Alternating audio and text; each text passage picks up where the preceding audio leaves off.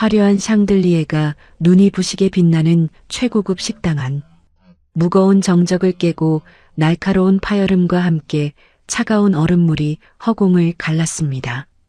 물벼락을 정통으로 맞은 젊은 여자는 흠뻑 젖은 머리카락 사이로 뚝뚝 떨어지는 물방울을 닦아내지도 않은 채 그저 조용히 고개를 숙이고 있었습니다. 그녀의 이름은 한서아였습니다. 단정했던 옷차림은 얼룩지고 엉망이 되었으며 창백해진 뺨 위로는 서늘한 물기가 쉴 새 없이 흘러내렸습니다. 그녀의 앞에는 값비싼 보석과 화려한 옷차림으로 온몸을 치장한 중년 여성이 핏대를 세우며 서 있었습니다.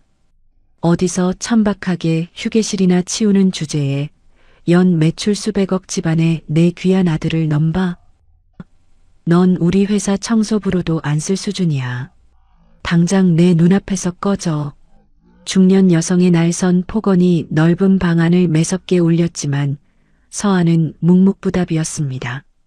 반박조차 하지 못하고 처참하게 짓밟히는 그녀의 모습은 영락없이 힘없고 가련한 약자의 표본처럼 보였습니다. 왜 그녀는 사랑하는 사람의 어머니에게 이런 지독한 멸시와 모욕을 겪으면서도 아무 말 없이 견디고만 있었던 것일까요? 그 순간에는 아무도 알지 못했습니다.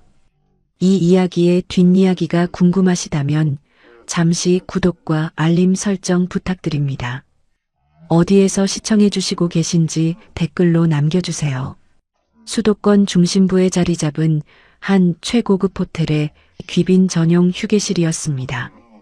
이곳은 화려한 대형 조명과 최고급 대리석이 빛나는 그야말로 선택받은 소수만이 출입할 수 있는 은밀하고도 사치스러운 공간이었습니다. 평범한 사람들은 평생 한번 밟아보기도 힘든 이 화려한 세계의 구석에는 단정한 근무복을 입은 채 묵묵히 자신의 자리를 지키는 한 직원이 있었습니다. 그녀의 이름은 한서아였습니다. 다른 직원들이 삼삼오오 모여 남는 시간에 피로를 풀거나 화려한 손님들의 옷차림을 주제로 수다를 떨 때도 서아는 언제나 홀로 조용히 움직였습니다. 그녀의 손에는 늘 작은 수첩 하나가 들려 있었습니다.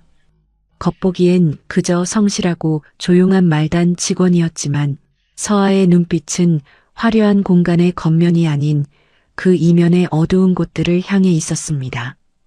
그녀는 매일같이 버려지는 최고급 식자재들의 양을 꼼꼼히 기록했습니다. 하루에도 수백만 원어치의 고급 식재료가 쓰이지도 않은 채 쓰레기통으로 향하는 낭비의 현장을 빠짐없이 수첩에 적어 내려갔습니다. 또한 아침마다 뒷문으로 들어오는 납품업체 직원들의 태도와 그들이 들이미는 식자재의 실제 품질을 매의 눈으로 관찰했습니다.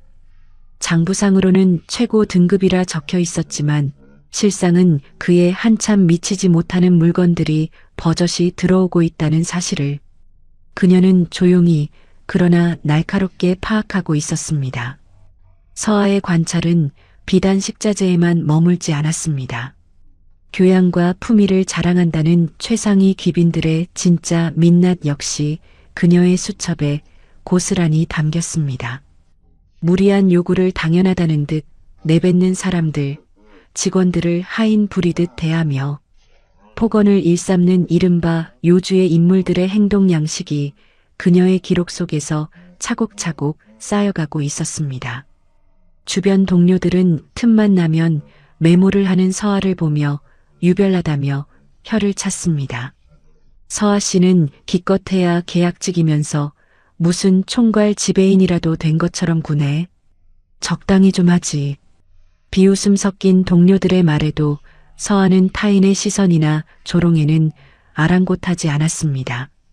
그녀가 왜 그토록 치밀하게 현장의 낭비 구조와 납품 업체들의 민낯 그리고 무례한 고객들의 명단을 수집하고 있었는지 그 작은 수첩이 훗날 얼마나 거대한 피바람을 불러일으킬지 당시 이 휴게실 안에서 아는 사람은 단 한 명도 없었습니다. 그저 하루하루 묵묵히 폭풍 전야의 고요를 견디며 기록을 이어가던 어느 날이었습니다. 언제나처럼 평화로워 보이던 휴게실의 두꺼운 유리문이 거칠게 열렸습니다. 휴게실의 두꺼운 유리문을 거칠게 열고 들어온 중년 여성, 최명희의 등장은 그 자체로 하나의 소란이었습니다. 온몸을 휘감은 값비싼 보석과 화려한 옷차림은 걸음을 옮길 때마다 요란한 존재감을 뽐냈습니다. 그녀의 뒤로는 비슷한 차림새를 한 2명의 지인들이 아첨하듯 뒤따르고 있었습니다. 명희는 입구에서 정중하게 고개 숙이는 직원들의 인사는 본체만체하며 곧장 휴게실 가장 안쪽에 자리한 굳게 닫힌 문을 향해 거침없이 걸어갔습니다. 그곳은 하루 이용료와 최소 주문 금액을 합쳐 1,000만 원이 훌쩍 넘는 엄격한 사전 예약제로만 운영되는 최고급 단독 특별실이었습니다. 명희는 직원의 안내나 확인 절차도 없이 제 집 안방처럼 맘대로 문을 열고 들어가 가장상석에 털썩 주저앉았습니다. 지인들 역시 호들갑을 떨며 최고급 가죽 소파에 비싼 가방을 던져두고 자리를 잡았습니다. 당황한 다른 직원들이 섣불리 다가가지 못하고 서로 눈치만 보고 있을 때 서아가 작은 수첩을 주머니에 넣고 조용히 다가갔습니다. 서아의 표정은 평소처럼 차분했고 걸음걸이에는 한치의 흔들림도 없었습니다. 특별실 문을 열고 들어선 서아는 두 손을 모은 채 정중하게 입을 열었습니다. 손님, 대단히 죄송하지만 이곳은 사전 예약을 마친 분들만 이용하실 수 있는 특별실입니다. 바깥쪽에 마련된 일반 좌석으로 안내해 드리겠습니다. 서아의 단호한 목소리가 울려 퍼지자 웃고 떠들던 명희의 얼굴이 순식간에 차갑게 굳어버렸습니다. 명희는 어이가 없다는 듯 헛웃음을 터뜨리며 서아를 위아래로 훑어보았습니다. 어머, 너 내가 누군지 몰라? 내 남편이 이 호텔 그룹의 식자재 대주는 제일 큰 회사 사장이야. 내가 여기서 차 한 잔 마시겠다는데 어디서 일개 말단 직원이 감히 이래라 저래라야? 명희의 목소리가 신경질적으로 높아졌습니다. 함께 온 지인들도 혀를 차며 서아의 태도를 비난하기 시작했습니다. 일반적인 직원이라면 지레 겁을 먹고 연신 고개를 조아리며 물러설 상황이었습니다. 하지만 서아는 조금도 물러서지 않았습니다. 오히려 더욱 또렷하고 건조한 목소리로 호텔의 규정을 읊었습니다. 호텔 규정상 예약 없는 무단 이용 시에는 1,000만 원의 대관료 및 위약금이 즉시 청구됩니다. 규정은 모든 고객님께 동일하게 적용되오니 양해 부탁드립니다. 위약금이라는 단어에 명희의 눈꼬리가 매섭게 치켜 올라갔습니다. 자신의 권위가 한낱 규정 따위에 가로막혔다는 사실이 그녀의 자존심에 불을 지른 것입니다. 뭐? 위약금? 너 지금 나한테 영업 방해라도 하겠다는 거야? 당장 지배인 불러와. 내가 오늘 너 해고당하는 꼴을 봐야 속이 시원하겠어. 명희의 날카로운 고함 소리가 특별실을 넘어 휴게실 전체로 울려 퍼졌습니다. 휴게실 안의 모든 시선이 일제히 그곳으로 쏠렸습니다. 숨막히는 긴장감 속에서도 서아는 명희의 일그러진 얼굴과 오만한 윽박지름을 가만히 응시할 뿐이었습니다. 명희는 자신이 짓밟고 있는 이 평범한 직원이 속으로 어떤 무서운 샘표를 튕기고 있는지 꿈에도 모른 채 스스로 파멸을 향한 폭주를 시작하고 있었습니다. 명희의 고함이 떨어지기가 무섭게 헐레벌떡 달려온 총괄 지배인은 전후 사정을 묻지도 않은 채 허리를 90도로 굽히며 연신 식은 땀을 닦아냈습니다. 명희는 거만하게 서아를 턱끝으로 가리키며 저 건방진 직원을 당장 치우지 않으면 납품 계약을 모두 끊어버리겠다며 날뛰었습니다. 서아는 그저 시선을 바닥에 둔 채 입을 굳게 다물고 있었습니다. 결국 지배인의 비굴한 사죄와 최고급 접대를 약속받고 나서야 명희는 한껏 으스대며 휴게실을 빠져나갔습니다. 서아의 수첩에는 그녀가 뱉어낸 납품회사의 이름이 깊게 새겨졌습니다. 그날 저녁 일과를 마친 서아를 찾아온 것은 오랜 기간 교제해온 연인 민우였습니다. 화려한 고급차에 기대어 있던 민우는 서아의 피로한 기색은 살피지도 않은 채 자기 집안의 재력을 과시하기 바빴습니다. 그의 아버지가 운영하는 회사가 바로 이 거대 그룹과 연간 200억 원이 넘는 독점 납품 계약을 맺고 있다며 쉴 새 없이 늘어놓았습니다. 우리 어머니가 성격이 좀 불같긴 해도 내가 만나는 사람이 있다고 하니 당장 내일 밥이나 먹자고 하시네. 무조건 숙이고 비위만 잘 맞추면 별일 없을 거야. 민우는 내일 어머니와의 식사 자리가 잡혔다는 사실을 일방적으로 통보했습니다. 서아는 민우의 말을 들으며 낮에 휴게실에서 난동을 부리던 오만한 여성의 얼굴을 단번에 떠올렸습니다. 하지만 그녀는 내색하지 않고 그저 건조한 미소로 고개를 끄덕일 뿐이었습니다. 짧은 만남을 뒤로하고 방으로 돌아온 서아는 겉옷도 벗지 않은 채 휴대용 컴퓨터를 켜고 조용히 숫자들을 추적하기 시작했습니다. 민우가 그토록 자랑하던 업체의 단가표를 샅샅이 역추적하는 작업이었습니다. 터무니없이 부풀려진 원가와 교묘하게 조작된 거대한 차액이 어디로 흘러가는지 그녀의 서늘한 시선이 화면을 매섭게 훑었습니다. 오만한 횡포의 이면에 숨겨진 부패의 사슬을 서아는 한치의 오차도 없이 낱낱이 파헤치고 있었습니다. 다음 날 저녁 도심의 야경이 한눈에 내려다 보이는 최고급 식당의 단독방이었습니다. 굳게 닫힌 문 너머로는 숨막힐 듯한 정막이 흐르고 있었습니다. 약속 시간에 맞추어 도착한 서아와 민우가 자리에 앉기도 전 문이 거칠게 열리며 누군가 들어섰습니다. 온몸을 값비싼 보석으로 휘감고 오만함을 풍기는 중년 여성, 바로 전날 휴게실에서 난동을 부렸던 최명희였습니다. 아들의 곁에 서 있는 여자의 얼굴을 확인한 명희의 걸음이 우뚝 멈추었습니다. 우아한 미소를 지으려던 그녀의 인매가 일순간 흉하게 일그러졌습니다. 서아 역시 흔들림 없는 눈동자로 명희를 똑바로 응시했습니다. 짧은 침묵이 깨지고 명희의 날카로운 목소리가 방안을 매섭게 갈랐습니다. 너 이 건방진 것. 내가 왜 우리 아들 옆에 서 있어? 명희는 이성을 잃은 사람처럼 소리쳤습니다. 당황한 민우가 어머니를 말리려 했지만 역부족이었습니다. 명희의 입에서는 끝을 알 수 없는 멸시와 폭언이 쏟아져 나왔습니다.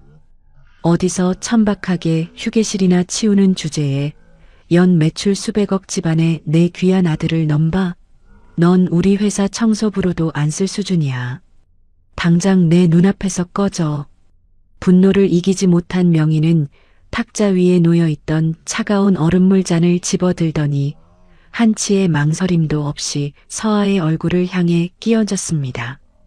날카로운 파열음과 함께 차가운 물줄기가 허공을 갈랐고 서아는 흠뻑 젖은 머리카락 사이로 뚝뚝 떨어지는 물방울을 닦아내지도 않은 채 조용히 고개를 숙였습니다. 단정했던 옷차림은 얼룩지고 엉망이 되었습니다. 민우는 어머니의 기세에 눌려 서아를 보호하기는커녕 안절부절 못하며 뒷걸음질을 쳤습니다. 그 나약하고 비겁한 연인의 모습을 보며 서아는 차가운 물기를 타고 흐르는 씁쓸함을 삼켰습니다.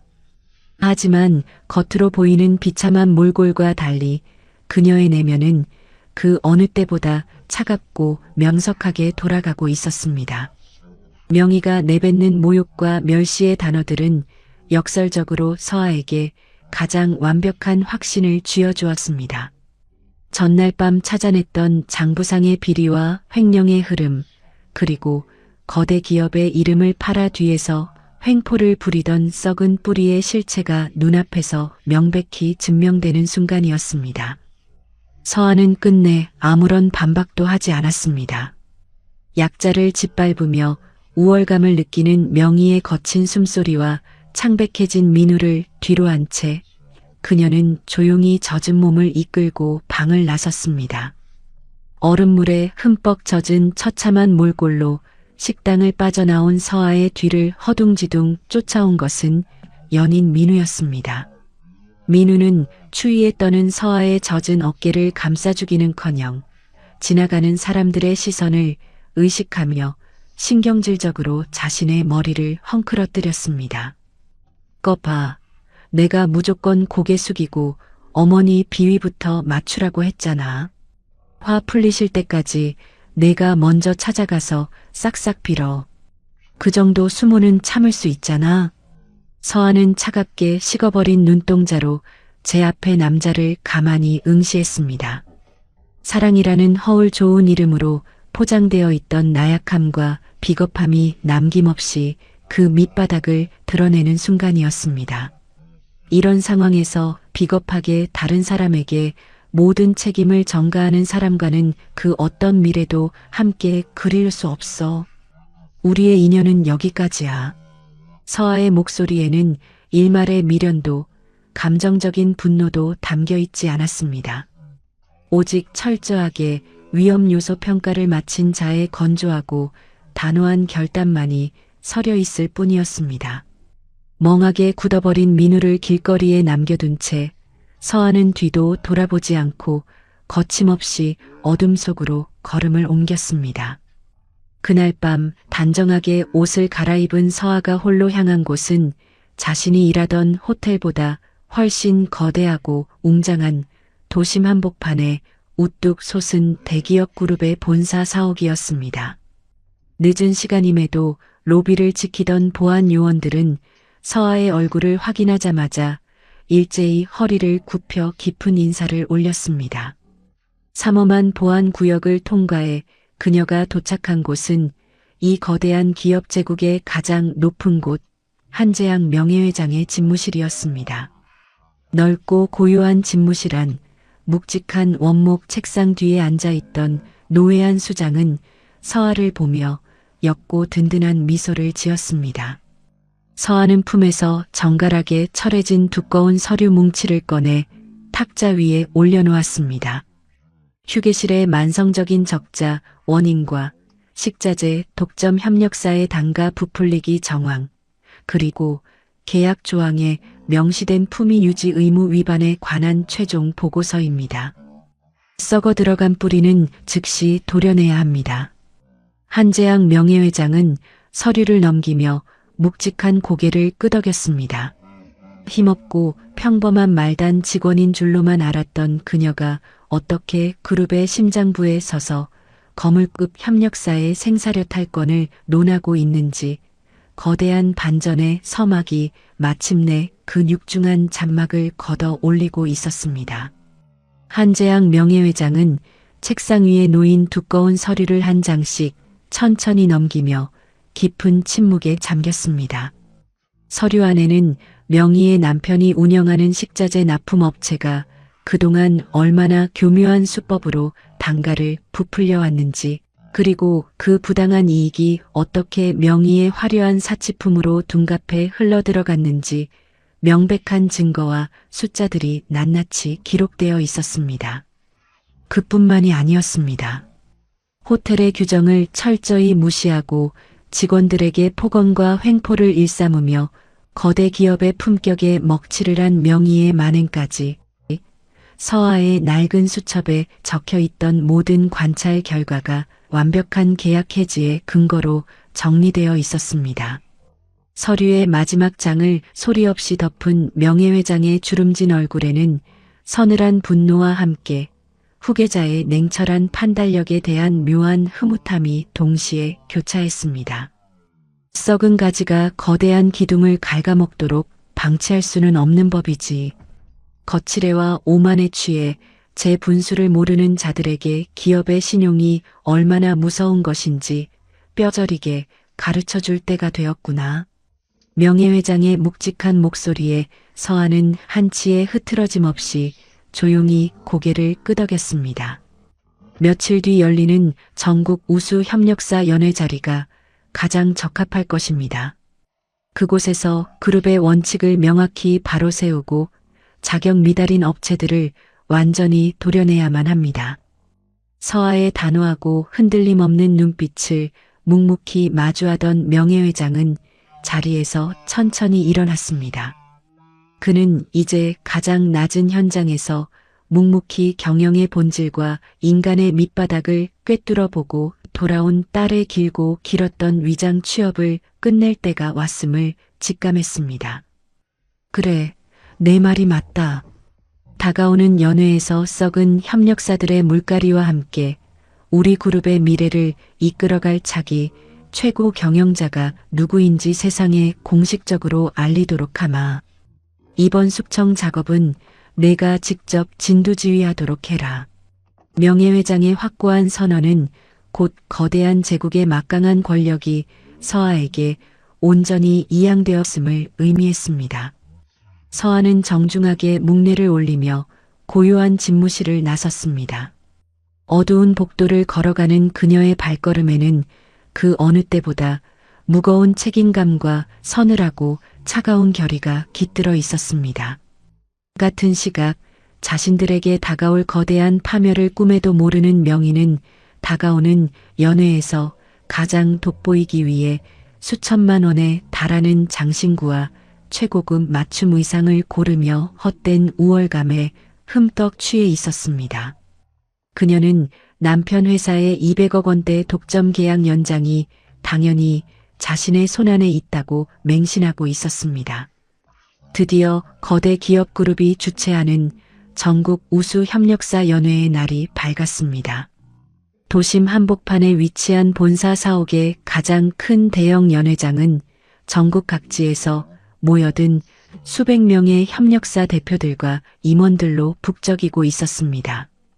천장에 매달린 거대한 조명이 뿜어내는 눈부신 빛은 사람들의 기대감과 묘한 허영심을 한껏 부풀게 만들었습니다. 그 화려하고 소란스러운 무리의 중심에는 단연 최명희와 그녀의 남편이 있었습니다. 명희는 오직 오늘만을 위해 특별히 맞춘 수천만 원짜리 화려한 연회복을 입고 목과 손목에는 눈이 부실 정도로 거대한 보석들을 주렁주렁 매달고 나타났습니다. 그녀의 오만한 걸음걸이와 치켜든 턱 끝에는 자신이 이 거대한 공간에서 가장 특별하고 우월한 존재라는 맹신이 뚝뚝 묻어났습니다. 아유 사모님, 오늘 정말 눈이 부시네요.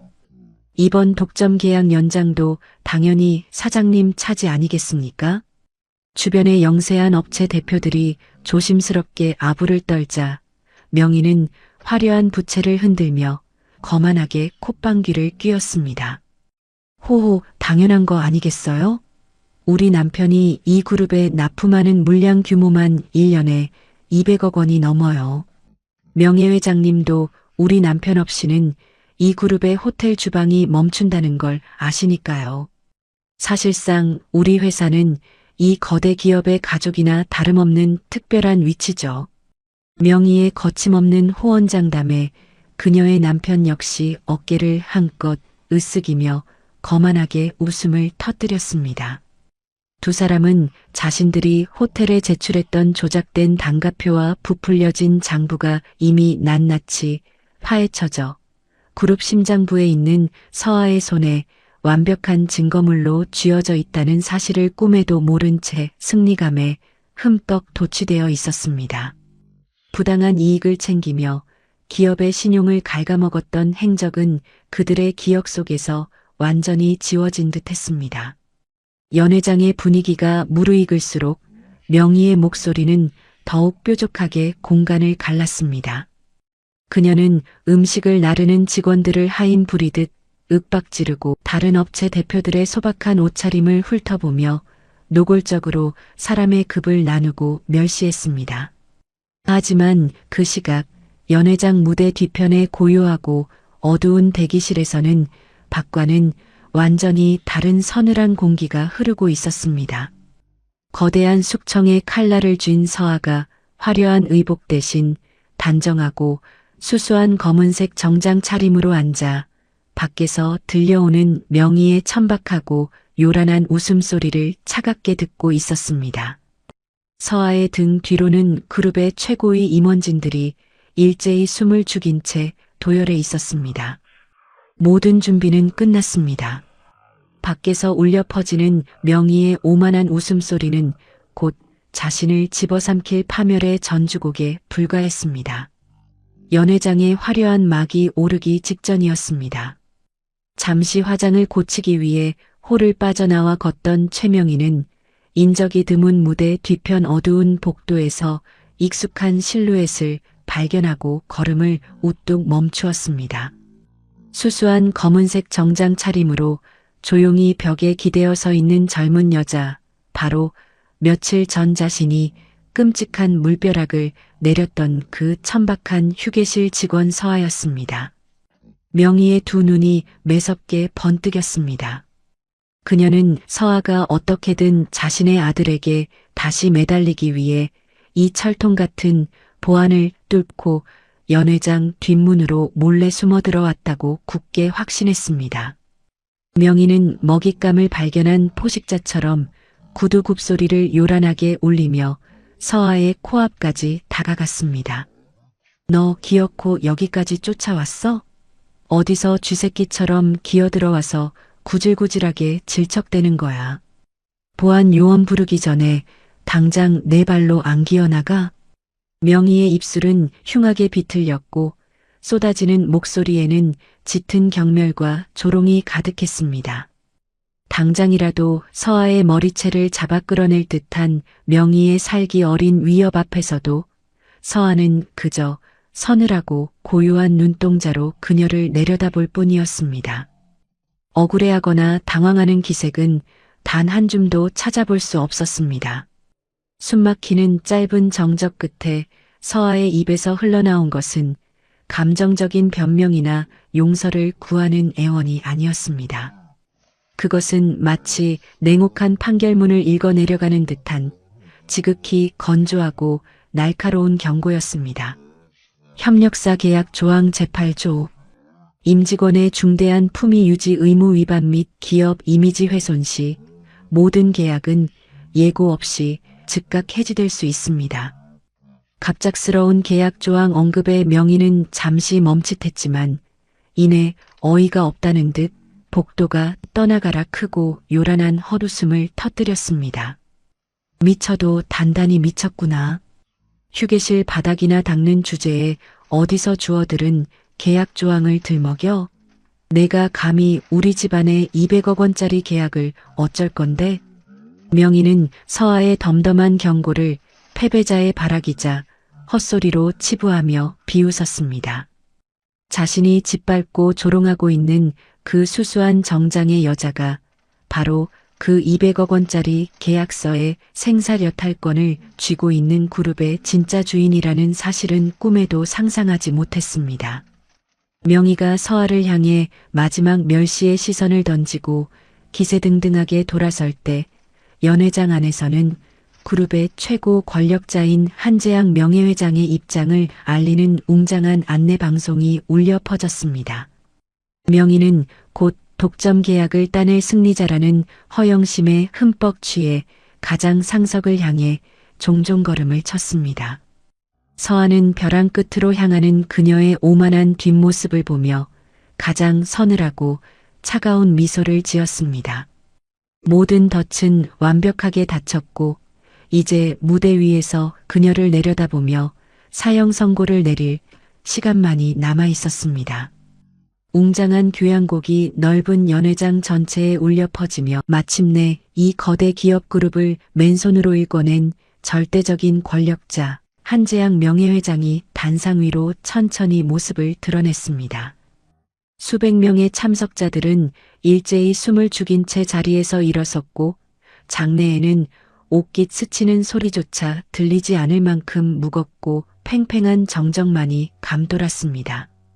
연단 바로 앞 가장 눈에 띄는 상석에 거만하게 다리를 꼬고 앉아있던 최명희와 그녀의 남편 역시 이제 곧 자신들을 향해 쏟아질 독점 계약 연장의 축포를 고대하며 한껏 상기된 얼굴로 단상을 올려다보고 있었습니다. 천장에 매달린 강렬한 빛이 오직 명예회장 한 사람만을 비추었습니다. 연단에 선 그는 환영의 미소 대신 얼음장처럼 차갑고 매서운 눈빛으로 장내를 샅샅이 훑어보았습니다.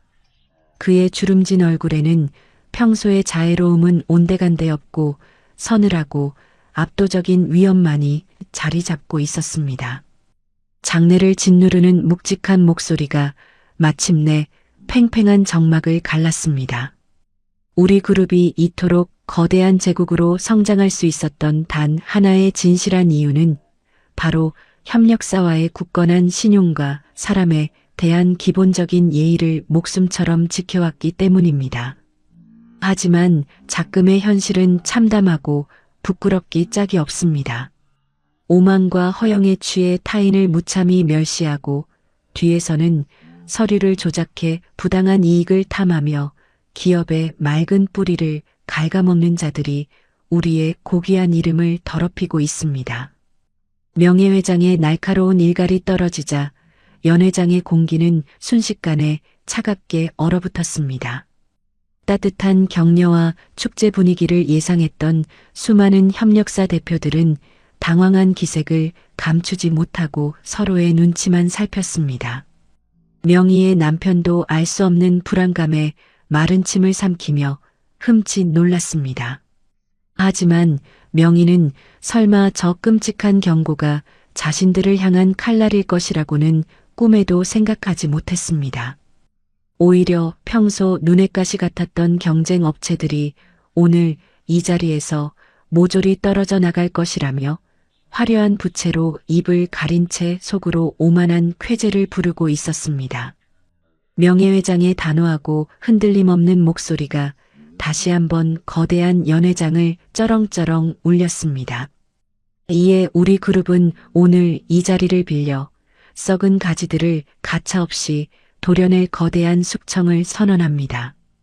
이 모든 정화 작업을 위해 가장 낮은 현장에 직접 뛰어들어 낱낱이 진실을 파헤치고 새로운 미래를 설계한 우리 그룹의 유일한 후계자이자 차기 최고 경영자를 이 자리에 모시겠습니다.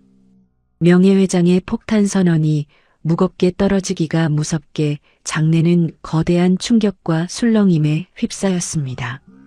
그 누구도 이 철통 같은 그룹에 비밀스럽게 감춰진 후계자가 있다는 사실을 알지 못했기 때문입니다.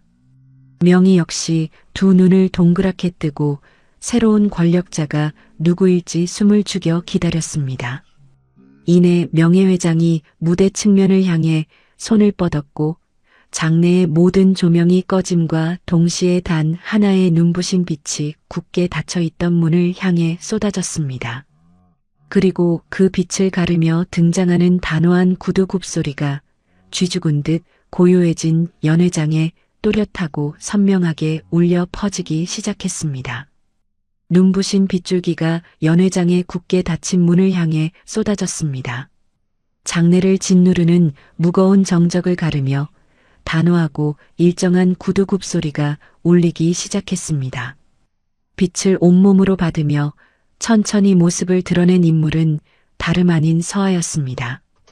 화려한 연회복으로 치장한 수백 명의 참석자들 사이에서 장식 하나 없는 수수한 검은색 정장을 입은 그녀의 모습은 오히려 숨이 막힐 듯한 압도적인 위엄을 뿜어내고 있었습니다. 서하는 흔들림 없는 서늘한 시선으로 곧장 단상을 향해 걸음을 옮겼습니다. 연단 바로 앞 상석에 앉아 헛된 승리감에 취해 있던 최명희의 얼굴에 띄어졌던 거만한 미소가 일순간 기괴하게 일그러졌습니다. 명희는 자신의 두 눈을 의심하며 경악에 찬 숨을 집어삼켰습니다. 불과 10여 분 전 어두운 복도에서 자신이 쥐새끼라 부르며 지독한 조롱을 퍼부었던 그 천박한 휴게실 직원이 지금 모든 이의 경애를 받으며 무대 중앙을 향해 걷고 있었기 때문입니다. 서하가 단상 위로 올라서자 한재양 명예회장은 자랑스러운 얼굴로 한 걸음 물러서며 그녀에게 자리를 내어주었습니다. 이 사람이 바로 지난 오랜 시간 동안 가장 낮은 곳에서 우리의 썩은 뿌리를 직접 캐내고 묵묵히 기업의 내일을 그려온 내 유일한 핏줄이자 이 거대한 그룹을 이끌어갈 차기 최고 경영자 한서아입니다. 명예회장의 묵직한 소개가 연회장을 강타하자 무겁게 가라앉아 있던 장내에서 믿을 수 없다는 웅성거림이 터져 나왔습니다. 명희의 남편은 핏기가 가신 사색이 되어 입을 다물지 못했습니다. 자신들이 함부로 짓밟고 모욕했던 그 힘없는 계약직 직원이 사실은 자신들의 목줄을 쥐고 있는 그룹의 진짜 주인이었다는 끔찍한 진실이 마침내 그 거대한 실체를 드러낸 것입니다. 단상 중앙에 선 서아는 마이크를 향해 천천히 다가갔습니다. 그녀의 차가운 시선이 연회장을 훑어내리다 이내 정확히 맨 앞줄에 굳어있는 명희 부부를 향해 꽂혔습니다. 저는 그동안 가장 낮은 곳에서 우리 그룹의 이름을 팔아 타인을 멸시하고 부당한 탐욕을 채우던 자들의 민낯을 빠짐없이 기록했습니다. 오늘 이 시간부로 원칙을 무시하고 사람을 급으로 나누는 오만한 협력사들과의 모든 계약은 영구히 파기될 것입니다. 서아의 입에서 흘러나오는 목소리는 휴게실에서 규정을 읊고 복도에서 경고를 던지던 그 건조하고 단호한 음성 그대로였습니다.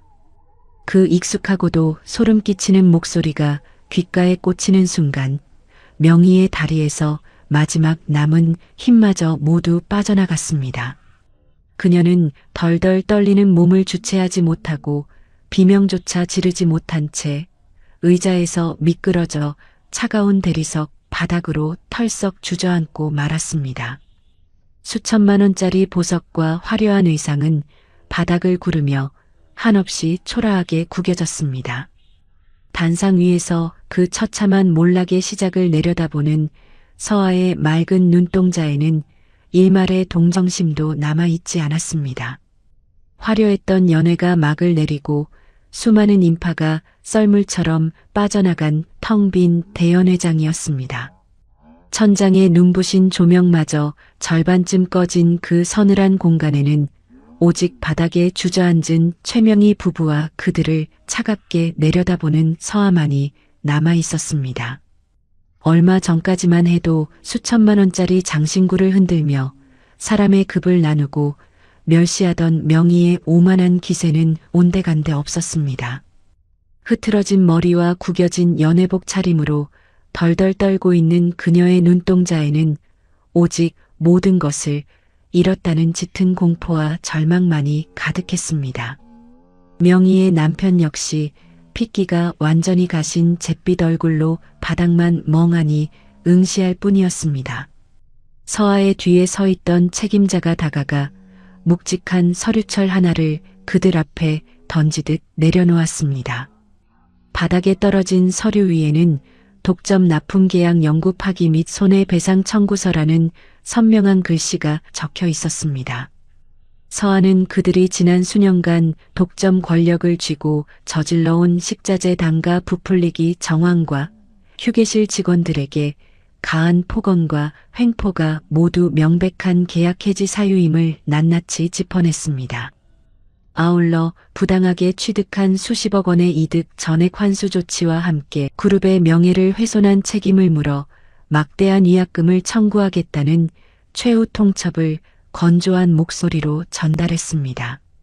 서아의 냉혹한 통보가 떨어지자마자 명희는 짐승 같은 비명을 지르며 서아의 발밑으로 기어왔습니다. 그녀는 눈물과 콧물로 엉망이 된 얼굴을 서아의 구두 끝에 비비며 처절하게 애원하기 시작했습니다. 자신이 미쳤었다며 제발 한 번만 용서해달라는 비굴한 애걸이 텅 빈 연회장을 가득 채웠습니다.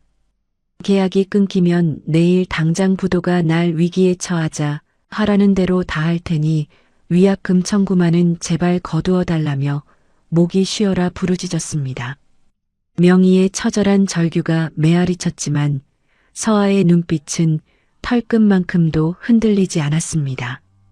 약자에게 한없이 잔인했던 오만함이 자신보다 강한 힘 앞에서는 얼마나 초라하게 무너져 내리는지 명백히 보여주는 씁쓸한 풍경이었습니다. 서하는 명희가 꽉 붙잡고 있던 자신의 바짓단을 조용하지만 단호하게 뿌리쳤습니다. 타인의 인격을 짓밟고 피눈물을 흘리게 만든 대가가 어떤 것인지 이제 당신들이 그 처절한 밑바닥에서 직접 배울 차례입니다. 타인에 대한 기본적 존중을 잃어버린 자에게 냉혹한 경영의 세계가 베풀 자비는 없습니다. 이 싸늘한 마지막 선고를 남긴 채 서하는 흔들림 없이 뒤돌아섰습니다. 바닥에 엎드린 명희 부부의 뼈저린 통곡 소리만이 어두운 홀을 맴돌고 있었습니다. 그 차갑고도 압도적이었던 심판의 밤이 지나고 어느덧 한 달이라는 시간이 흘렀습니다. 거대 기업이라는 든든한 바람막이를 잃어버린 최명의 부부의 업체는 수십억 원에 달하는 막대한 손해배상금을 감당하지 못하고 단 몇 주 만에 철저한 파산 절차를 밟았습니다. 명희가 제 몸처럼 아끼고 자랑하던 화려한 저택과 수입 자동차 그리고 수천만 원을 호가하던 보석들은 모조리 압류되어 차가운 경매장으로 넘어갔습니다. 비겁한 침묵으로 불을 과시하던 연인 민우 역시 하루아침에 빈털터리가 되어 자신이 그토록 멸시하던 가장 쓰라린 밑바닥 삶으로 내동댕이 쳐졌습니다. 반면 썩은 뿌리를 도려냈던 서하는 마침내 그룹 본사의 가장 높은 집무실에 자신의 이름을 올렸습니다. 그녀의 지시로 만성적인 적자에 시달리던 최상위 귀빈 전용 휴게실은 전면적인 구조조정을 거쳤습니다. 투명한 심사를 통해 새로운 협력사들이 선정되었고 특권 의식에 젖어 횡포를 부리던 고객들은 영구적인 출입 금지 조치를 받았습니다. 사치로 얼룩졌던 공간은 비로소 기업의 진짜 신용을 증명하는 투명한 흑자 경영의 표본으로 탈바꿈했습니다. 거대한 도시의 야경이 내려다 보이는 집무실 창가에 서서 서하는 지난 시간들을 묵묵히 되짚어 보았습니다. 얼음물을 뒤집었으며 온갖 멸시를 견뎌야 했던 시간은 그녀에게 단순한 복수심이 아닌 경영자로서 지녀야 할 가장 무거운 진리를 가르쳐 주었습니다. 사람들은 종종 자신이 걸쳐 입은 옷의 가격표를 자신의 진짜 가치로 착각하곤 합니다. 알량한 재력으로 사람의 급을 나누고 약자를 짓밟으며 그 영원할 것 없는 우월감에 취해 치명적인 오판을 저지릅니다. 하지만 타인을 함부로 대하는 얄팍한 오만함은 비즈니스의 세계는 물론 우리의 긴 인생에서 스스로의 가치를 가장 빠르게 파멸시키는 무서운 위험 요소일 뿐입니다. 진짜 품격은 화려한 보석에서 나오는 것이 아니라 사람을 대하는 흔들림 없는 존중에서 비롯된다는 사실을 명희 일가의 처절한 몰락이 똑똑히 증명해주고 있습니다. 스스로 누리는 자리가 영원할 것이라 자만할 때 혹시 누군가에게 씻을 수 없는 상처를 주고 있지는 않은지 다시금 돌아보게 하는 밤입니다. 편안한 시간 보내시길 바랍니다. 이야기 친구였습니다. 감사합니다. 아이고 재수 옴부틀라. 용한 보살님이 넌 우리 아들 잡아먹을 살이 꼈다더니 기어이 도장 찍는 날까지 사람을 질리게 하는구나. 가정법원 앞 시어머니 백여사는 만삭의 며느리 혜인을 향해 굵은 소금을 한 바가지 냅다 뿌렸습니다.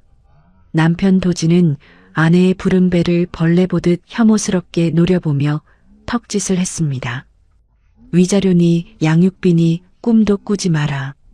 내 그 징글징글한 저주받은 팔자 떼어내는 것만으로도 내 회사는 이제 탄탄대로니까 내 앞길 막지 말고 쥐도 새도 모르게 사라져.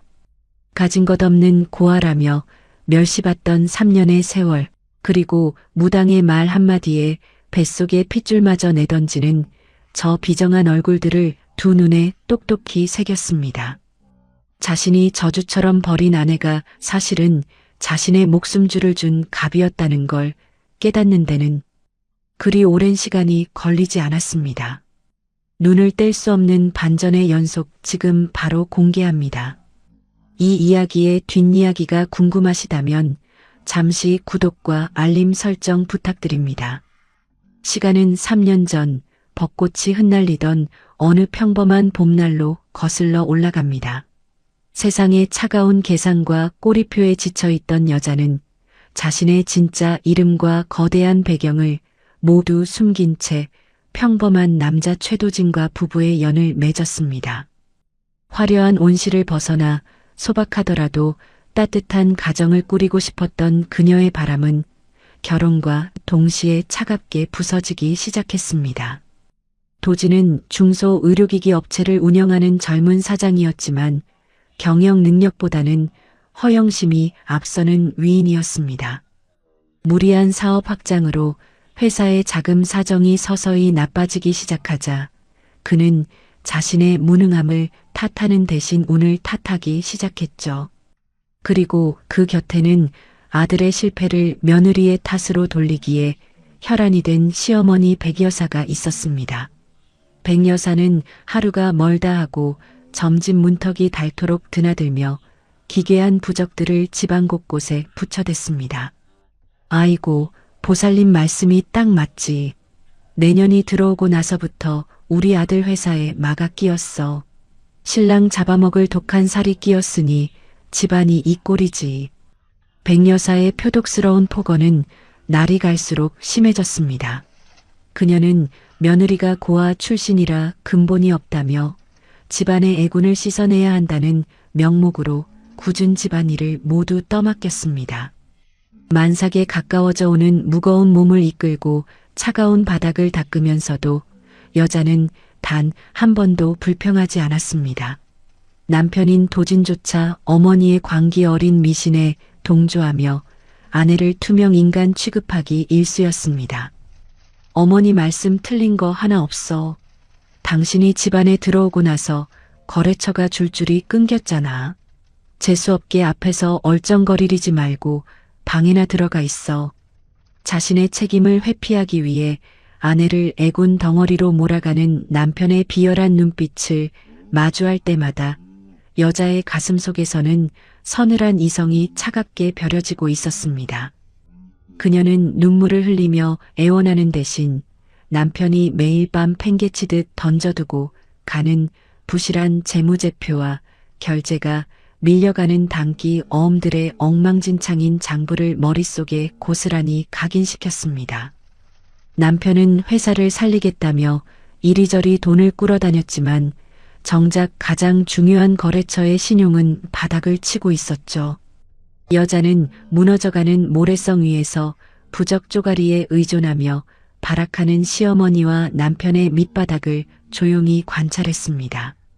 어리석은 자들의 맹신이 어디까지 추락할 수 있는지 그녀는 숨을 죽인 채 그들의 파멸을 향한 서막을 지켜보고 있었습니다. 이 지옥 같은 시간은 그녀가 숨겨둔 발톱을 다시 꺼내들게 만드는 완벽한 당금질의 시간이었습니다. 남편의 회사는 끝을 모르게 추락하고 있었습니다. 자금줄이 막혀 공장 가동이 중단될 위기에 처하자 시어머니 백여사의 발걸음은 더욱 다급하게 점집을 향했습니다. 어느 날 밤 기괴할 정도로 크고 붉은 부적을 품에 안고 돌아온 백여사의 두 눈은 맹신과 탐욕으로 번들거리고 있었습니다. 그녀는 안방으로 남편을 은밀히 부르더니 헐떡이는 목소리로 점괘를 읊어댔습니다. 도진아, 보살님이 그러시더라. 지금 우리 앞길을 막고 있는 거대한 애군 덩어리가 바로 전현이라고. 저 임신한 년만 집안에서 쫓아내면 곧장 대한민국 최고 대기업에서 막대한 투자가 내려올 거창한 운명이라는구나. 정상적인 사고방식을 가진 기업인이라면 코웃음을 칠 허무맹랑한 헛소리였습니다. 하지만 벼랑 끝에 몰려 이성이 마비된 남편에게 무당의 예언은 유일한 구원의 빛이자 달콤한 마약처럼 스며들었습니다. 자신의 경영 실패를 온전히 아내의 탓으로 돌릴 수 있다는 완벽한 명분. 남편은 며느리를 내쳐야 한다는 어머니의 도끼에 찬 부추김에 완전히 동화되어 버렸습니다. 대기업의 막대한 투자가 굴러들어올 것이라는 허황된 환상에 사로잡힌 그는 투자금을 받을 때까지 버틸 자금을 마련하겠다며 돌이킬 수 없는 치명적인 실수를 저지르고 맙니다. 멀쩡히 돌아가던 공장과 설비를 모조리 담보로 잡고 악명 높은 불법 사채 시장에 손을 뻗은 것입니다. 하루가 다르게 눈덩이처럼 불어나는 고금리의 빚이었지만 남편은 아내만 쫓아내면 곧 대운이 트여 한순간에 갚을 수 있다며 차용증에 거침없이 인감을 찍어댔습니다. 여자는 굳게 닫힌 방문 너머로 들려오는 시어머니의 기괴한 주술소리와 헛된 망상에 빠져 빚잔치를 벌이는 남편의 모습을 서늘한 눈으로 지켜보았습니다. 사업의 위기를 무당의 혓바닥과 사채업자의 돈으로 막으려 드는 남편의 어리석음은 그나마 남아있던 한 줌의 부부간의 의리조차 남김없이 태워버렸습니다. 사냥감이 스스로 가장 깊고 어두운 함정을 파고 제 발목에 무거운 사슬을 채우는 꼴이었습니다. 여자는 더 이상 억울해하며 눈물을 흘리지 않았습니다. 남편이 맹신에 기대어 무리하게 끌어다 쓴 그 사체가 훗날 그의 목을 어떻게 올가맬지 그녀는 머릿속으로 차갑고 정확하게 계산하고 있었습니다. 맹신과 탐욕이 만들어낸 끔찍한 파멸의 톱니바퀴가 서서히 속도를 내기 시작했습니다. 계절이 바뀌어 찬 바람이 뼛속까지 스며들던 어느 늦은 밤이었습니다. 거실 한가운데에는 싸늘한 정막이 무겁게 내려앉아 있었죠. 탁자 위에는 빳빳하게 각이 잡힌 서류 봉투 하나가 놓여 있었습니다. 사채의 늪에 빠진 줄도 모르고 거대한 투자가 굴러들어올 거라는 환상에 취해 있던 남편과 그 헛된 망상을 부추긴 시어머니 백여사가 마침내 칼을 빼단 것입니다. 이제 그만 내 짐 싸서 당장 나가거라. 내년에 그 징글징글한 애군 때문에 우리 집안이 망하게 생겼잖니. 위자료니 양육비니 허튼 수작 부릴 생각은 꿈도 꾸지 마라. 백여사는 경멸이 가득한 눈초리로 만삭의 며느리를 흘겨보며 서류를 신경질적으로 밀어냈습니다. 그 옆에 선 남편 역시 한치의 망설임이나 미안함조차 없는 차가운 얼굴이었습니다. 그는 뱃속에 있는 자신의 핏줄을 향해 턱짓을 하며 쐐기를 박았습니다. 어머니 말씀 들었지? 도장 찍고 조용히 떠나. 내가 스스로 이 친권 포기 각서에 서명만 하면 지난 3년 동안 우리 집안에 빌부터 산 죗값은 묻지 않겠다. 내 앞길 막지 말고 쥐도 새도 모르게 사라져줘. 바닥에 내동댕이 쳐진 낡은 가방과 탁자 위에 흩어진 이혼 서류, 그리고 친권 포기 각서. 여자는 푸른 배를 가만히 감싸 쥔 채 눈앞에 놓인 종이장들을 가만히 내려다보았습니다. 보통의 임산부였다면 하늘이 무너지는 절망 속에서 눈물을 흘리며 매달렸을 참혹한 순간이었습니다. 하지만 여자의 두 눈에는 슬픔이나 두려움 대신 짐승보다 못한 그들의 밑바닥을 확인한 지독한 경멸과 차가운 이성만이 서려 있었습니다. 한때는 평범한 가족이 될 수 있을 거라 믿었던 기대가 산산조각 나는 순간이었습니다.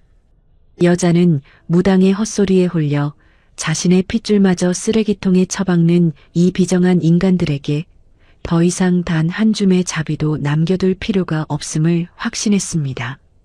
그녀는 떨림 없는 손으로 탁자 위에 놓인 펜을 집어들었습니다. 그래요. 당신들이 그렇게 간절히 원한다면 기꺼이 이 애군을 거두어 주죠. 여자는 붉은 인주를 묻혀 서류의 여백마다 선명한 지장을 꾹꾹 눌러 찍었습니다. 그것은 단순한 이혼의 승낙이 아니었습니다. 탐욕과 미신에 눈이 멀어 제명줄을 스스로 끊어버린 어리석은 사냥감들을 향한 잔혹하고도 완벽한 사냥의 시작을 알리는 서늘한 선전포고였습니다. 도장이 찍히는 둔탁한 소리와 함께 3년이라는 거짓된 껍데기의 시간이 영원히 끝을 맺었습니다. 여자는 뒤도 돌아보지 않고 낡은 코트를 걸친 채 차가운 현관문을 나섰습니다. 마침내 두 사람은 가정법원 앞에 섰습니다. 서류에 찍힌 붉은 도장은 껍데기뿐이었던 결혼 생활의 비참한 끝을 알리고 있었죠. 낡은 코트를 여민 여자의 창백한 얼굴 위로 시어머니 백여사가 굵은 소금을 한 바가지 냅다 뿌렸습니다. 아이고, 재수 옴붙을라. 용한 보살님이 넌 우리 아들 잡아먹을 살이 꼈다더니 기어이 도장 찍는 날까지 사람을 질리게 하네. 에잇, 태태. 남편은 아내의 부른 배를 벌레 보듯 혐오스럽게 노려보며 턱짓을 했습니다. 위자료니 양육비니 꿈도 꾸지 마라. 내 그 저주받은 팔자 떼어내는 것만으로도 내 회사는 이제 탄탄대로니까 내 앞길 막지 말고 쥐도 새도 모르게 사라져. 여자는 하얗게 쏟아진 소금 알갱이들을 털어내지도 않은 채 핏기가 가신 입술을 꽉 깨물었습니다. 가진 것 없는 고아라며 멸시받던 3년의 세월, 그리고 무당의 헛소리에 뱃속에 핏줄마저 내던지는 저 비정한 얼굴들을 두 눈에 똑똑히 새겼죠. 남편이 악에 받쳐 뒤돌아서려던 바로 그 순간이었습니다. 칠흑처럼 검고 거대한 최고급 세단 대여섯 대가 요란한 마찰음을 내며 법원 앞 좁은 도로를 일렬로 막아섰습니다. 당황한 남편과 시어머니가 얼어붙은 사이 맨 앞차의 문이 열리고 은발의 중후한 노신사가 황급히 뛰어내렸습니다. 경제뉴스에서나 보던 태성그룹의 송 비서실장이었죠. 그는 흙탕물이 고인 바닥에 주저없이 무릎을 꿇을 듯 허리를 90도로 꺾으며 우렁차게 외쳤습니다. 아가씨, 늦어서 죄송합니다. 회장님께서 아가씨와 손주를 목이 빠지게 기다리고 계십니다.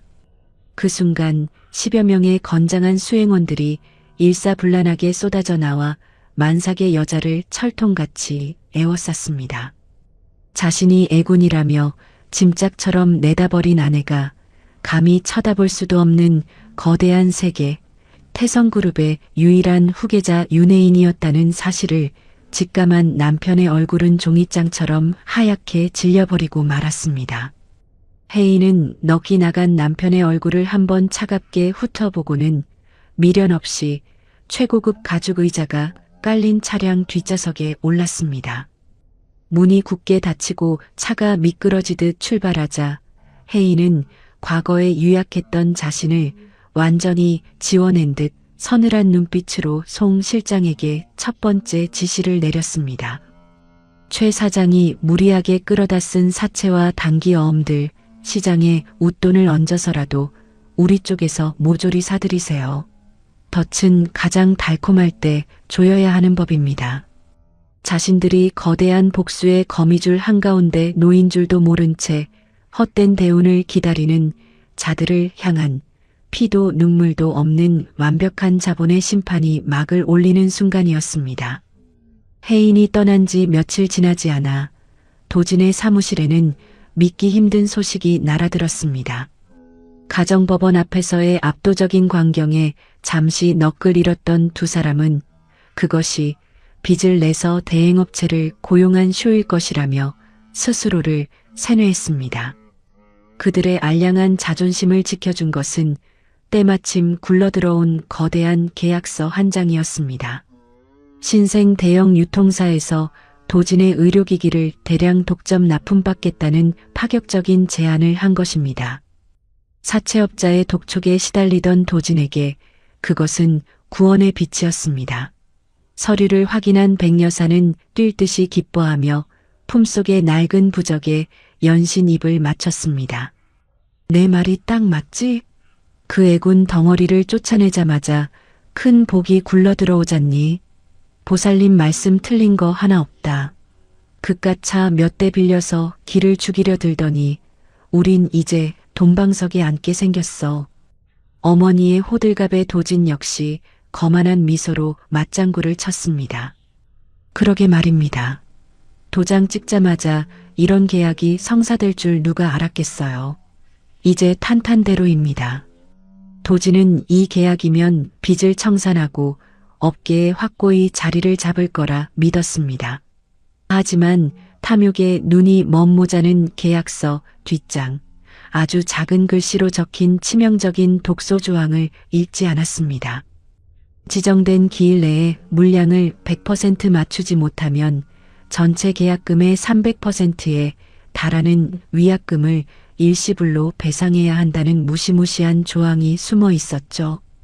돈다발의 환영에 취한 도지는 망설임 없이 인감을 찍어버렸습니다. 그들이 들이마시는 축배는 사실 달콤하게 위장된 맹독이었습니다.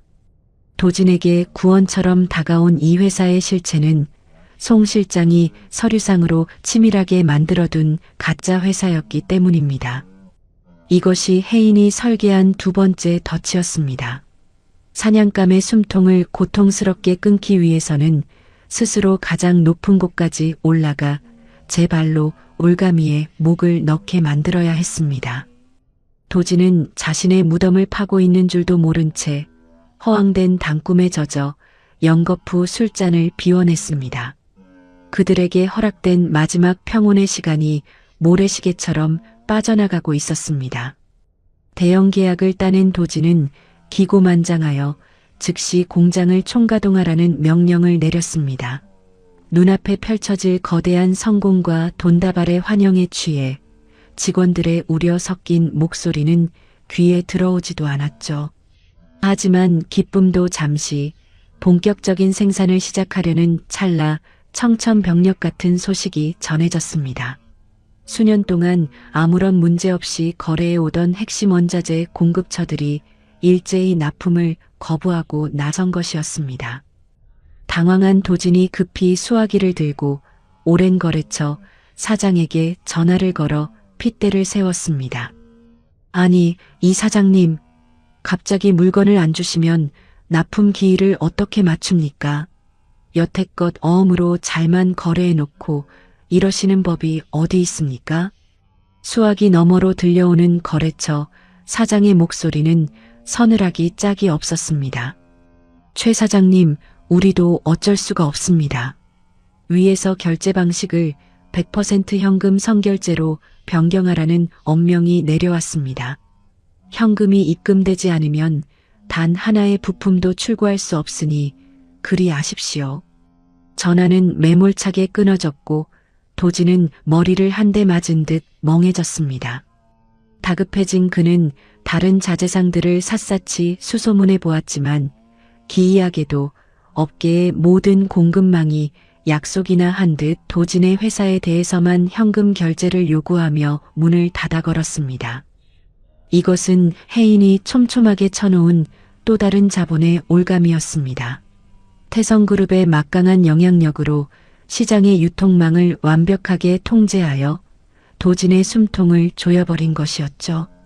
이미 사채를 끌어다 쓰느라 당장 수중에 쓸 수 있는 거액의 현금이 있을 리 만무했던 도진은 쉴 새 없이 돌아가던 공장 기계들이 단숨에 멈춰 서는 광경을 절망적으로 바라볼 수밖에 없었습니다. 공장 안에는 차갑고 무거운 정적만이 흘렀고 계약 기일은 하루하루 무섭게 다가왔습니다. 애군을 쫓아냈다며 호언장담하던 백여사 역시 멈춰버린 기계 바닥에 주저앉아 넋을 잃고 말았습니다. 허황된 대운을 맹신하며 날아오르려던 사냥감의 날개가 무참히 꺾여 나가는 순간이었습니다. 자본의 냉혹한 논리는 미신보다 훨씬 빠르고 정교하게 그들을 파멸의 낭떠러지로 밀어넣고 있었습니다. 공장은 완전히 마비되었고 시간은 무자비하게 흘러갔습니다. 도진의 목을 조르는 것은 다가오는 납품 기일만이 아니었습니다. 설비 확장을 위해 사채 시장에서 무리하게 빌린 고금리에 빚은 시간 단위로 이자가 눈덩이처럼 불어나 공장의 숨통을 완전히 짓밟고 있었죠. 백 여사는 매일 밤 거실에서 용한 무당의 이름을 부르며 통곡을 터뜨렸지만 차갑게 식어버린 기계들은 아무런 대답이 없었습니다. 당장 만기가 도래하는 단기어음들을 막지 못하면 연쇄부도와 함께 사기죄로 구속될 것이 뻔한 절체절명의 벼랑 끝이었습니다. 파산의 공포가 도진의 영혼을 잠식해가던 그때 기적처럼 한 줄기의 화려한 미끼가 그의 눈앞에 던져졌습니다. 대한민국 재계 서열 1위의 거대 기업 태성그룹에서 대규모의 신사업 투자 파트너를 공개 모집한다는 공고였습니다. 도진에게 그 소식은 단순한 대기업의 사업 공고가 아니었습니다. 어머니가 매일같이 부르짖던 하늘이 내린 완벽한 동아줄이자 자신을 이 지옥 같은 시궁창에서 단숨에 건져내줄 유일한 구원의 구원줄로 보였습니다. 도진은 미친 사람처럼 서류를 움켜쥐고 백여사에게 소리쳤습니다.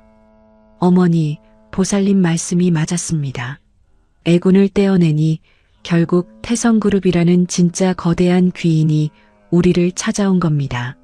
이번 심사만 통과하면 사채 빚은 물론이고 우린 단숨에 대기업의 핵심 파트너가 됩니다. 백여사 역시 마른 손으로 가슴을 쓸어내리며 환호성을 질렀습니다. 모자는 태성그룹이 내민 공고가 자신들의 목을 베어버린 단두대라는 사실은 꿈에도 모른 채 허황된 망상에 단단히 사로잡혔습니다. 도진은 마지막 도박을 걸기로 결심했습니다. 그는 남아있던 공장의 마지막 비자금은 물론이고 직원들의 밀린 월급까지 모조리 무시한 채 자신들을 화려하게 포장할 자금을 긁어 모았습니다. 태성그룹의 심사위원들을 감동시키기 위해 실체도 없는 허황된 기술력을 부풀려 발표 자료를 꾸며내기 시작했죠. 해인이 그들의 탐욕과 무능을 철저히 계산하여 파놓은 벼랑 끝 함정으로 사냥감들은 스스로 헐떡이며 걸어 들어오고 있었습니다. 목을 조르는 사채 밧줄이 황금빛 동아줄로 보일 만큼 맹신과 허영이 만들어낸 환상은 가토록 깊고 비정했습니다. 드디어 태성그룹의 최종 투자 심사 당일이 밝았습니다. 도진과 백여사는 거울 앞에서 자신들의 모습을 몇 번이고 확인하며 오만한 미소를 지었습니다. 도진은 직원들의 남은 월급까지 쥐어짜 맞춘 번쩍이는 양복을 빼입었고 백여사는 가짜 명품 가방을 팔에 걸친 채 마치 벌써 대기업의 사돈이라도 된 듯 콧대를 한껏 높이고 있었죠. 벼랑 끝에 몰려 공장이 완전히 멈춰서고 사채업자의 압박이 목전까지 다가온 비참한 현실은 그들의 머릿속에서 완전히 지워져 있었습니다. 그들에게 이번 심사는 무당이 예언했던 거대한 대운이 실현되는 성스러운 의식이자 자신들을 구원해줄 확실한 동아줄이었기 때문입니다. 태성그룹 본사 사옥의 거대한 유리문 너머로 발을 들여놓는 모자의 걸음걸이는 거만하기 짝이 없었습니다. 최고급 대리석으로 번쩍이는 웅장한 로비와 바쁘게 움직이는 정장 차림의 직원들을 바라보며 백여사는 가방을 고쳐매고 들으라는 듯 큰 소리로 말했습니다. 것 봐라, 도진아. 내 말이 딱 맞지 않느냐. 그 신랑 잡아먹을 애군 덩어리를 내쫓자마자 이렇게 대한민국 최고 기업에서 우리를 모시려고 대기하는구나. 보살님이 써준 부적이 아주 제대로 신통방통하게 돈맥을 뚫어준 모양이다. 도진 역시 터질 듯한 자만심의 입꼬리를 올리며 안내 데스크의 직원에게 다가가 거드름을 피웠습니다. 신사업 투자 심사에 참석하러 온 대표 최도진입니다. 총괄 부회장님이 직접 주재하시는 VIP 회의실로 바로 안내해 주시죠. 우리 기술력이 아니면 태성도 이번 사업은 진행하기 힘들 테니까 말입니다. 안내 직원은 그들의 무례한 행색에 잠시 당황한 기색을 보였지만 이내 정중하게 고개를 숙이며 최상층 전용 승강기로 두 사람을 안내했습니다. 승강기가 까마득한 높이를 향해 무서운 속도로 솟구쳐 오르는 동안 모자는 자신들이 곧 마주할 거대한 부의 환상에 취해 연신 흥얼거렸습니다. 마침내 문이 열리고 최고층에 자리한 웅장한 회의실 문 앞에 섰을 때 도지는 승리자의 미소를 지으며 문을 넓게 열어젖혔습니다. 자신들이 향하는 곳이 구원의 성전이 아니라 혜인이 서늘하게 미소 지으며 기다리고 있는 잔혹한 사냥터라는 사실은 꿈에도 모른 채 사냥감들은 가장 화려하게 꾸며진 함정 속으로 위풍당당하게 걸어 들어가고 있었습니다. 안내 직원이 웅장한 마호가니 문을 열어젖히자 도진과 백여사는 승리자의 미소를 지으며 안으로 걸어 들어갔습니다.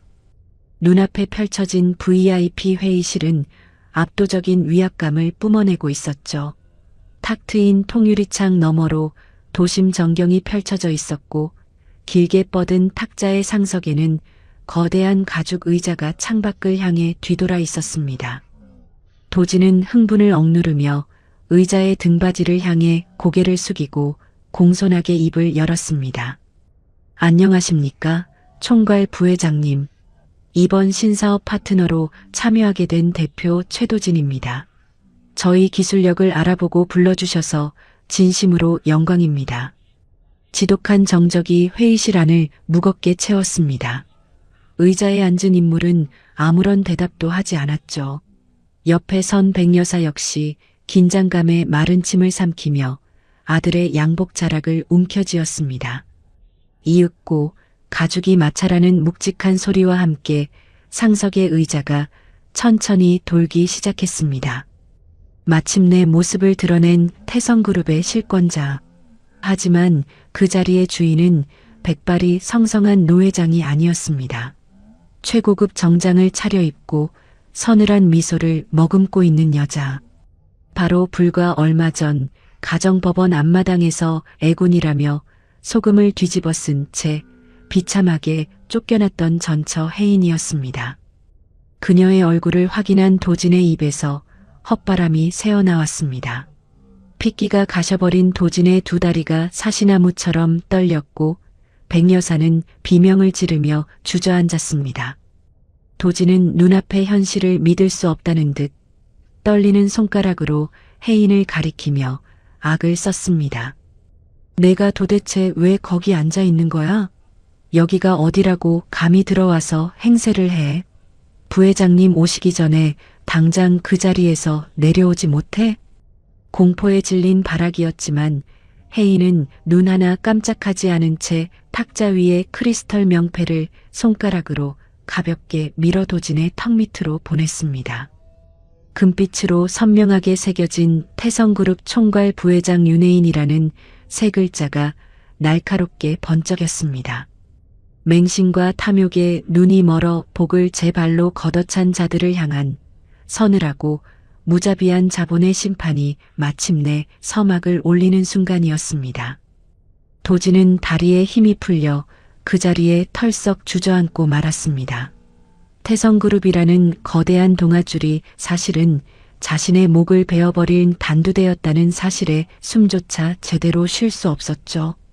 백여사 역시 넋이 나간 채 바닥을 기며 덜덜 떨기만 했습니다. 혜인은 가죽 의자에 깊숙이 기대앉아 서늘한 시선으로 두 사람을 내려다보았습니다. 그녀의 목소리는 어떤 감정도 섞이지 않은 채 오직 냉혹한 자본의 심판만을 선고하고 있었습니다. 최 사장님이 기뻐하셨던 대형 납품 계약서, 그리고 300%의 위약금 조항, 모두 제 비서실에서 만든 아주 작은 미끼였습니다. 탐욕에 눈이 멀어 덫인 줄도 모르고 제 발로 걸어 들어오시더군요. 도지는 입을 뻐끔거렸지만 아무런 소리도 내지 못했습니다. 혜인은 탁자 위에 놓인 서류를 넘기며 무자비한 폭로를 이어갔습니다. 핵심 원자재 공급처를 통제하여 결제 방식을 현금 선결제로 바꾼 것도 벼랑 끝에 몰린 도진이 발행한 단기 어음들을 웃돈을 얹어 모조리 거두어 들인 것도 전부 자신의 짓이었다고 나직하게 의조렸습니다. 더 이상의 만기 연장은 단 하루도 없으며 당장 오늘부로 회사를 부도 처리하겠다는 냉혹한 선고가 회의실의 차가운 공기를 갈랐습니다. 완벽한 파멸 앞에 도진은 마침내 자존심을 모두 버리고 바닥을 기어 혜인의 구두 끝을 향해 손을 뻗었습니다. 백여사 역시 바닥에 머리를 찌우며 통곡하기 시작했죠. 혜인아, 내가 잘못했다. 내 어머니가 무당말에 홀려서 그런 거야. 제발 뱃속에 우리 아이를 봐서라도 한 번만 살려다오. 제발 부탁이다. 짐승 같은 비명이 회의실을 채웠지만 혜인의 표정은 얼음처럼 견고했습니다. 그녀는 곁에 서 있던 송 실장에게 가볍게 손짓했고 송 실장은 품 안에서 종이 한 장을 꺼내 도진의 얼굴 위로 무심하게 툭 던졌습니다. 바닥에 떨어진 종이에는 도진이 직접 붉은 인감을 찍으라고 강요했던 친권 포기 각서라는 글자가 선명하게 박혀 있었습니다. 미신에 씌어 제 핏줄마저 쓰레기통에 버렸던 추악한 과거가 이제는 그 어떤 자비도 바랄 수 없는 사형 선고장이 되어 돌아온 것입니다. 혜인은 차갑게 식은 눈으로 마지막 쐐기를 박았습니다. 그 아이의 아버지는 법원 앞 차가운 길바닥에서 이미 죽었습니다. 당장 내 건물에서 이 더러운 쓰레기들을 치우세요.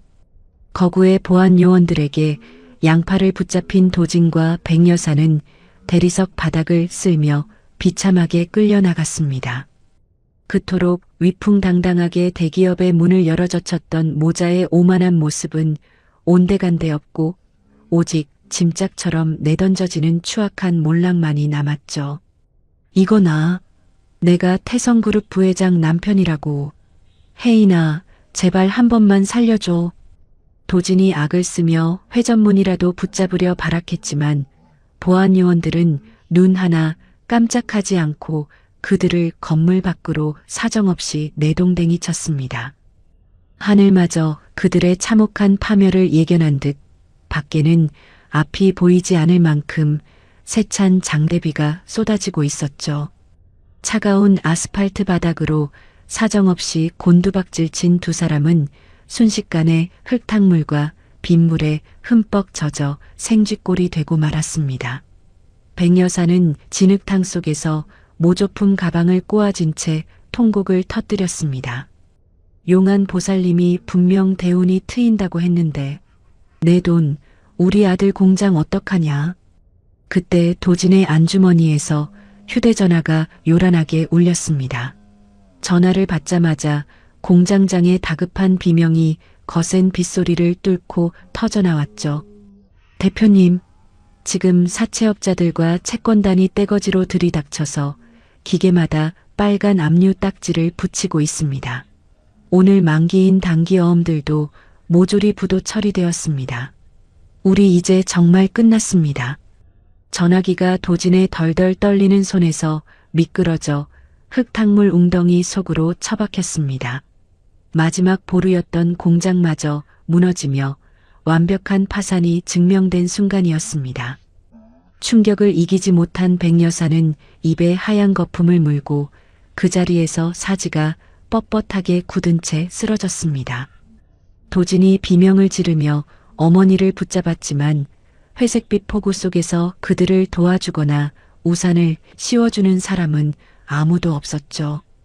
결국 채권자들을 속이고 무리하게 어음을 돌려막은 도진은 사기 혐의로 현장에서 체포되어 차가운 유치장 신세를 지게 되었습니다.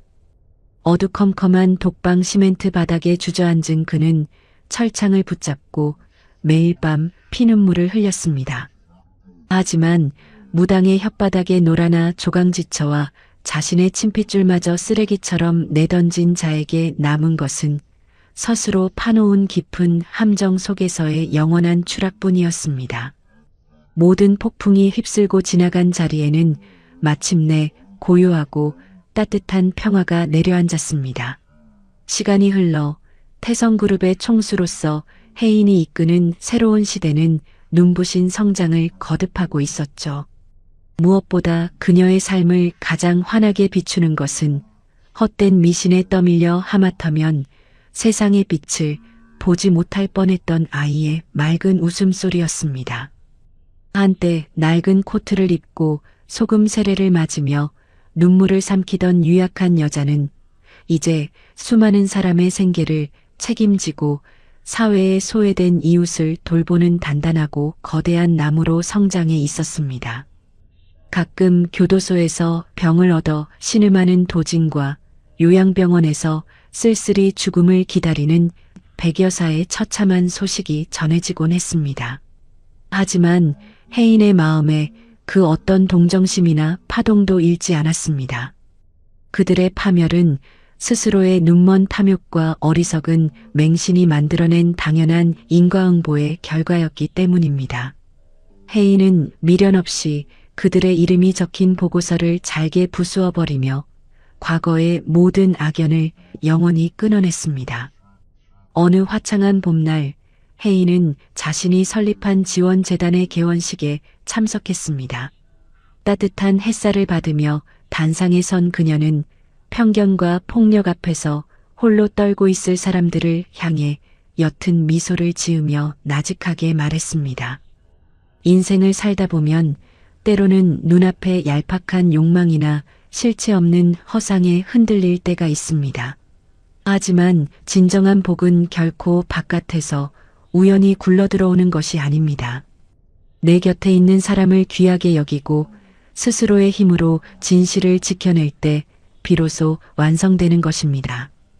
혜인의 진심 어린 목소리가 사람들의 가슴에 묵직한 울림을 남겼습니다. 거짓된 환상을 쫓아 스스로를 잃어버린 자들의 말로가 얼마나 참혹한지, 그리고 스스로 일어선 자의 삶이 얼마나 찬란한지 그녀의 존재 자체가 증명하고 있었기 때문입니다. 이야기를 들어주신 여러분은 지금 어떤 가치를 믿고 계십니까? 헛된 미신이나 허영심에 흔들리지 마시고 여러분 자신의 땀과 진실을 믿으시길 바랍니다.